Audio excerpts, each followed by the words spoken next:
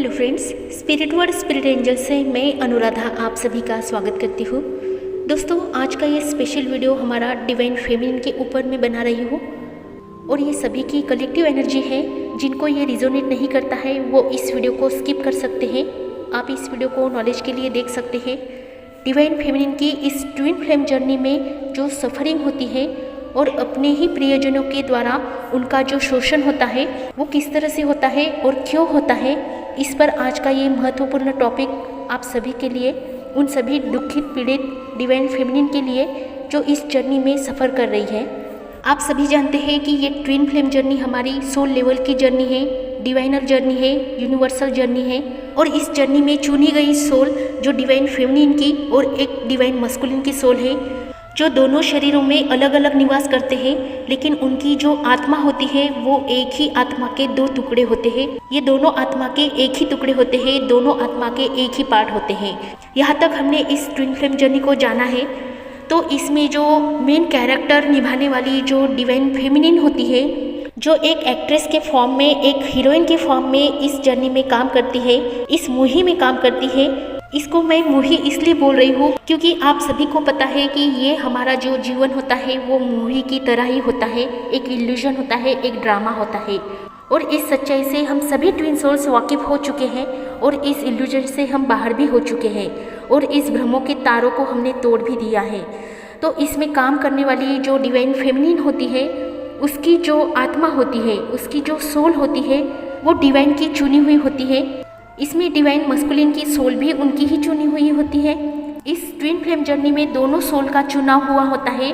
इस twin flame journey में divine feminine की जो सोल होती है वो बचपन से लेकर आज तक सफरिंग करती ही आई होती है और उसकी जो सोल होती है वो बहुत ही ज़्यादा हाईएस्ट क्वालिटी की होती है।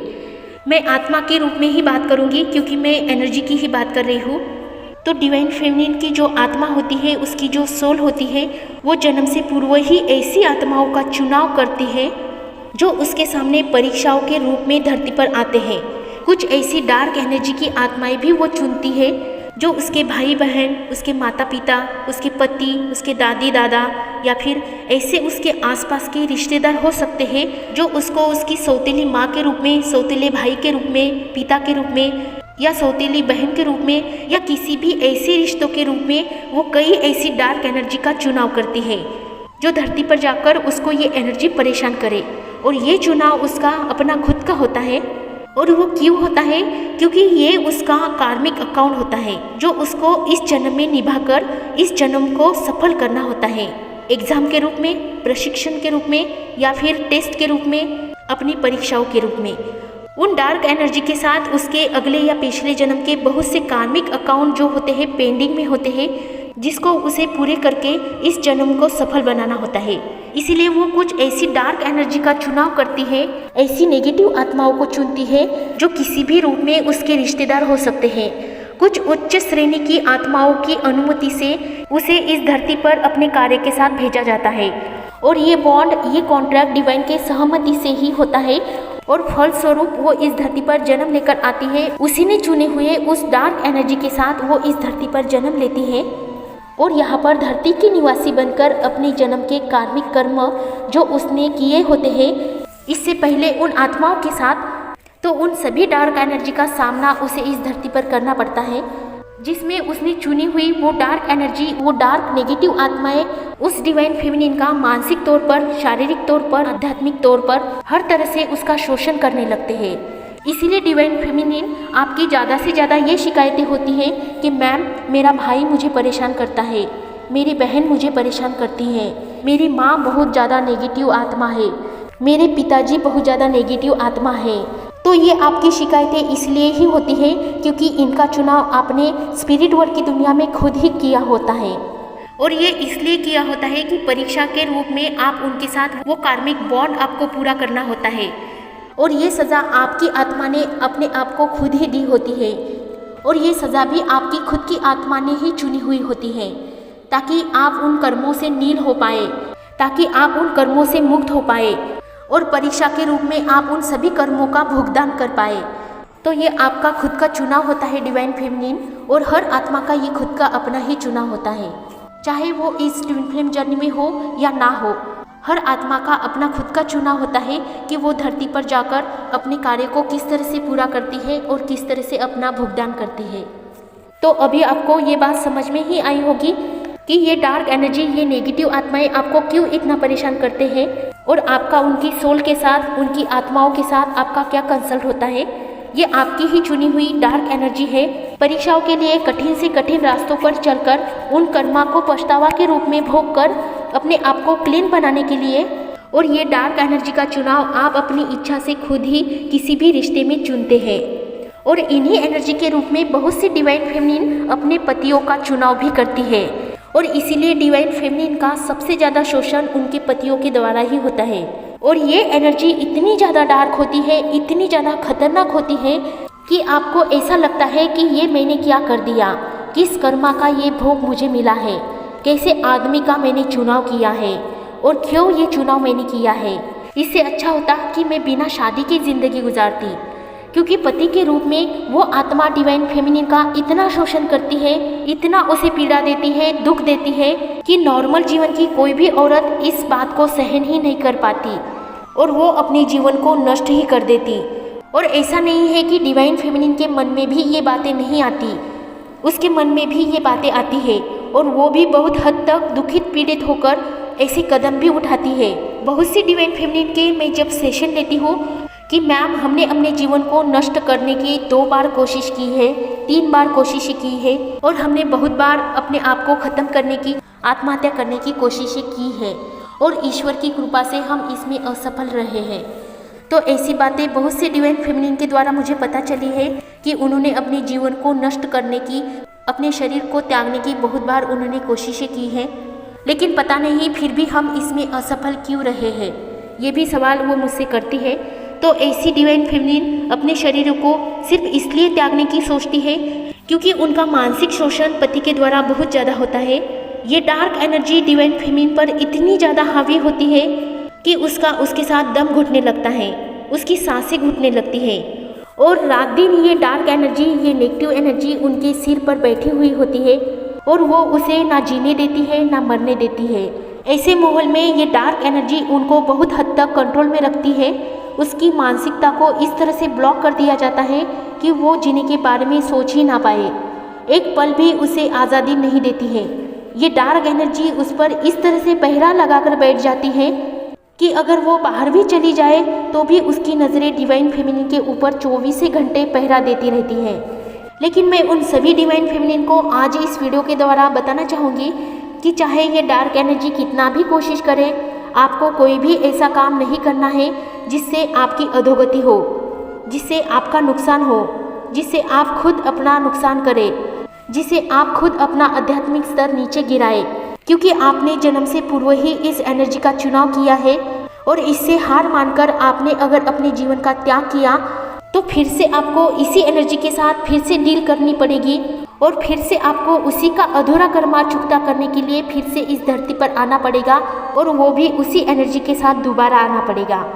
इसीलिए अच्छा इसी में है कि इसी जन्म में आप उसका सामना करें। और ये बात मेरी हमेशा ध्यान में रखी है कि ये नेगेटिव एनर्जी, ये डार्क एनर्जी आपकी सिर्फ परीक्षा है, और इसमें एक बार अगर आप सफल हो जाते हैं तो ये डार्क एनर्जी अपने आप ही आपको छोड़कर चली जाएगी, क्योंकि तब तक उसका भी कर्मा आपके साथ का पूरा हो जाएगा। लेकिन तब तक आपको पेशेंस से ही काम करना होगा। जैसे ही इस एनर्जी का आपके साथ कर्मा पूरा हो जाता है, ये एनर्जी आपको खुद ही छोड़कर चली जाती है। इसका अर्थ ऐसा नहीं है कि आपको आपके पतियों के साथ डिवोर्स मिलेगा, या वो आपको छोड़कर चले जाएंगे, या फिर वो मर जाएंगे। तो ऐसा नहीं है। वो एनर्जी आपके साथ का कर्मा कंप्लीट होने के बाद वो अपने आप ही आपसे डिटैच हो जाती है, और वो घर में रहकर भी आपसे कोई ताल्लुक नहीं रखती है। आप खुद ही उनसे अपने आप ही डिस्टेंस में आने लगते हो। और ये तब होता है जब आपका उनके साथ जो कार्मिक बॉन्ड था वो आप पूरा कर लेते हो, तब आप उनसे आज़ाद हो जाते हो। बहुत सी डिवाइन फेमिनिन डिवोर्स के रूप में भी आज़ाद हो जाती है, और ये डिवोर्स आप दोनों आत्माओं के बीच में ही होता है, एक दूसरे की सहमति से ही होता है, या फिर जोर ज़बरदस्ती से भी हो सकता है। ये आपके अपने अपने कर्मा के अनुसार होता है। लेकिन ये डार्क एनर्जी, ये नेगेटिव एनर्जी इतनी आसानी से डिवाइन फेमिनिन को छोड़ने के लिए राजी नहीं होती है। वो अपना अगले पिछले जन्म का पूरा बदला लेकर ही डिवाइन फेमिनिन को मुक्त करती है, और डिवाइन फेमिनिन, आप ये बात भी अच्छे से जान लीजिए कि ये डार्क एनर्जी, ये नेगेटिव एनर्जी जितनी आपको परेशान करती है उतना ही आप भी उन्हें परेशान करते हो, क्योंकि आप दोनों की सोल एक दूसरे का चुनाव करती है। और भले ही आप दोनों एक दूसरे का चुनाव पति पत्नी के रूप में करें, लेकिन आप दोनों की आत्माएं एक दूसरे से बिल्कुल अपोजिट होती है। एक ऊपर की दिशा में जाना चाहती है तो दूसरी नीचे की दिशा में जाना चाहती है। उसे हमेशा यही लगता है कि आप उसके साथ नहीं आते हो या आप उनकी बात नहीं सुनते हो, और आपको लगता है कि वो आपके साथ नहीं आते हैं या वो आपकी बात नहीं सुनते हैं। इसीलिए आप दोनों आत्माएं अपनी अपनी दिशा में अपोजिट चलते रहते हो। इसीलिए आप दोनों आत्माएं एक दूसरे के लिए नेगेटिव ही होते हो। आप कभी ये मत समझिए कि आपके पति ही बिल्कुल आपके नेगेटिव है, ऐसा नहीं है, बल्कि आप भी उनके लिए उतना ही नेगेटिव है जितना कि वो आपके लिए है। इसीलिए सही डिसीजन आपको ही समझदारी से लेना है, क्योंकि आपको खुद ही आगे बढ़ना है, क्योंकि वो तो इस दिशा में तब तक कदम नहीं बढ़ाएंगे जब तक उनका भी समय नहीं आएगा और जब तक उस आत्मा की आध्यात्मिक यात्रा शुरू नहीं हो जाएगी। और उसके लिए कितना समय लगेगा ये नहीं कहा जा सकता। हो सकता है ऐसी आत्माएं इस जन्म में भी आध्यात्मिक यात्रा शुरू ना करें, क्योंकि आध्यात्मिक यात्रा शुरू करने के लिए किसी भी आत्मा को सबसे पहले अपने कार्मिक बोझों का निपटारा करना पड़ता है। और ये नहीं कह सकते हैं कि उसका निपटारा किस जन्म में हो सकता है। आप खुद ही अपने आप को एक्सप्लेन करेंगे तो आपको समझ में आएगा कि आपको अपनी आध्यात्मिक यात्रा शुरू करने के लिए आपको अपने कितने सारे कार्मिक अकाउंट को क्लीन करना पड़ा। उस हिसाब से अगर आप उस आत्मा की तरफ देखेंगे तो आपको खुद समझ में आएगा कि ये आत्मा किस लेवल पर है और उसको आध्यात्मिक लेवल पर पहुंचने के लिए कितना समय लग सकता है। और जब तक उसका समय नहीं आता तब तक वो अपनी आध्यात्मिक यात्रा भी नहीं शुरू कर पाएंगी। आपके कितना भी बताने से या आपके कितना भी समझाने से वो आत्मा आपकी बात नहीं सुनेगी, वो आत्मा आपकी बात नहीं मानेगी। लेकिन आप इसका प्रयास ज़रूर कर सकते हैं, क्योंकि आपकी खुद की आत्मा एक आध्यात्मिक आत्मा है, आपकी खुद की आत्मा एक स्पिरिचुअल आत्मा है, और वो किसी भी आत्मा की अधोगति अपने सामने नहीं देख पाएगी।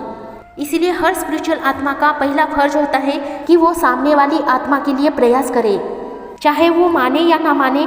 लेकिन आपको इस बात की कभी ग्लानि नहीं होगी कि आपने उस आत्मा के लिए कुछ भी नहीं किया था।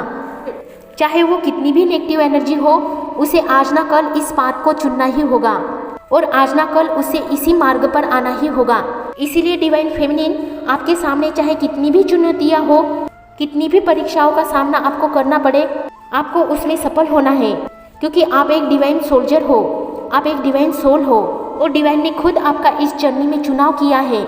चाहे कोई भी डार्क एनर्जी आपके सामने हो, किसी भी रूप में हो, चाहे माँ के रूप में, बहन के रूप में, भाई के या चाहे पति के रूप में हो, आपको उनसे हारना नहीं है, क्योंकि इसमें आपकी ही जीत निश्चित है। अपनी जीत को अपने अंदर ही स्वीकार कीजिए और उन पर दया कीजिए कि वो ऐसा कर्म कर रहे हैं। ईश्वर उन्हें माफ करे, ईश्वर उन पर दया करे, ईश्वर उन्हें सही रास्ता दिखाए, ईश्वर उन्हें अच्छी सोच दे। उनके लिए प्रार्थना कीजिए। आपकी प्रार्थना मैजिक की तरह काम करेगी, उन्हें बदलने के लिए सहायता करेगी। आपके ये शब्द उनके लिए ईश्वर के समान होंगे, क्योंकि आपने ही उनका चुनाव किया है और आप ही उनके भले के लिए कामना कर रहे हो, ईश्वर से प्रार्थना कर रहे हो। तो इसमें निश्चित ही उस आत्मा का भला होगा, क्योंकि दोस्तों ईश्वर आपकी चेतना को देखता है, ईश्वर आपकी भावनाओं को देखता है। जिस कंडीशन में आप हो उस कंडीशन में आपकी क्या सोच है, उस सोच को डिवाइन देखता है और आपकी ऐसी प्रार्थना आपकी भी परीक्षाओं को आसान करेगी। इसमें अगर आपको कुछ कठिनाइयाँ होती हैं तो उसका हल भी ईश्वर आपके सामने ज़रूर लाएंगे, क्योंकि आप डिवाइन के सोल्जर हो और इतनी आसानी से आप हार नहीं मानेंगे और इतनी आसानी से डिवाइन भी आपको हारने नहीं देंगे। अगर आप इस बात को समझ सकते हैं तो बहुत सी चीज़ें आपकी आसान हो जाएगी इस जर्नी में, और डिवाइन भी आपको अलग अलग रास्ते दिखाएंगे जो आपको इस जर्नी में आगे बढ़ाएंगे। हर समस्याओं का सामना करने में आपको शक्ति दी जाएगी। आपको अपना विश्वास बनाए रखना है डिवाइन पर, यूनिवर्स पर और एंजल्स पर। अपने आप को स्ट्रांग बनाइए, अपने आप को बैलेंस रखिए और बस अपनी डिवाइन पर फेथ रखिए। सारी चीज़ें आपके ही फेवर में रहेगी और इस जर्नी में जीत आपकी ही होगी। तो आज का ये वीडियो आप सभी के लिए स्पेशल था डिवाइन फेमिनिन। खुश रहिए, आबाद रहिए, पॉजिटिव रहिए, अपना ध्यान रखिए और मेडिटेशन करते रहिए। सभी के लिए हैप्पी जर्नी।